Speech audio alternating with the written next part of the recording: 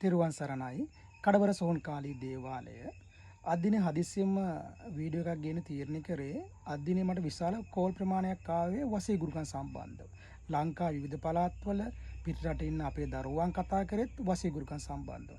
ඉතින් විශාල ප්‍රමාණයක් මේ YouTube නාලිකා වල වීඩියෝ බලලා තමයි ගොඩක් කට්ටිය අහු වෙලා ඉන්නේ. මේ මම කතා කරන්නේ හොඳ රාජකාරී කරන දේව දරුවන්ට, දේව ගැතිවරුන්ට, දේව පුත්‍රයන් වේවා, එතකොට කට්ටඩි මහතුරු වේවා, සියලු ඒ අයට නෙමෙයි. මේ ඉන්නවා මේ ශාස්ත්‍රය විනාශ කරන පිරිසක් ඉන්නවා. එක දරුවෙක් මට අඬ කතා කරා ලක්ෂ 13මාරක් වේදම් කරලා. ලක්ෂ 13මාරක්.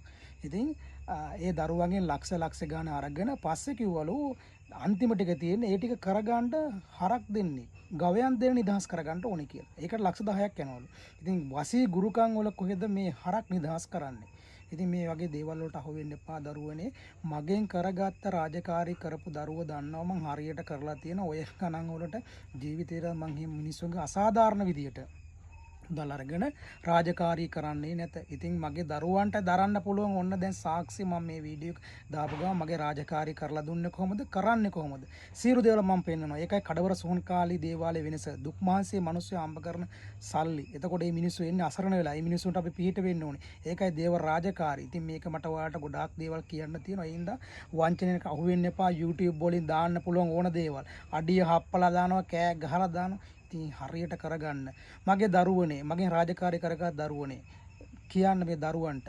ඉතින් මං කරන දේ හරියට කරනවා. ඉතින් කඩවර සෝන්කාලී දේවාලයේ වෙනස ඒකයි. මං කොච්චර මහන්සි වෙනවද දරුවන්ට ඒ දේ හරියට කරලා දෙන්න. මං ඒ දරුවන්ගේ වැඩේ කරනකම් ඒ දරුවොත් එක්ක ඉන්නවා. මං හොඳින් හරි නරකින් හරි ඒ දරුවන්ගේ කාරණා සිද්ධ කරලා දෙනවා. ඒකයි මගේ වෙනස, මගේ දේවාලයේ වෙනස.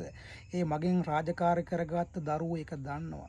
බලන්න හරියට බලලා හරි තැන් වලට දරුවන් ඔයාලා ඒ දෙන පඬුරුද මුදල්ද හරියට ඒ දේවල් වලට යොදවන්න.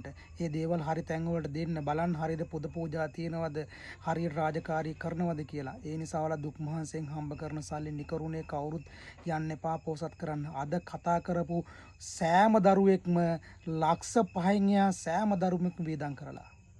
ඉතින් අසරණ මේ දරුවෝ පව්. ඒ නිසා සමහර කට්ටිය මාත් එක්ක අමනාප වෙයි. සමහර කට්ටිය මට වැරදි විදියට කමෙන්ට් කරයි. මට දුරකථන අමුතුම් බැනලෙයි. ඉතින් මම දන්නවා මට මීට කලිනුත් নানা ප්‍රකාර දේවල් ආවා. සමහර වරන්දරු